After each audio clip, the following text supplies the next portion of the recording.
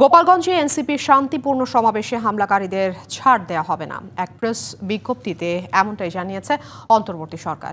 এছাড়া সমাবেশে বাধা মৌলিক অধিকারের লজ্জাজনক লঙ্ঘন বলেও মনে করে অন্তর্বর্তীকালীন সরকার।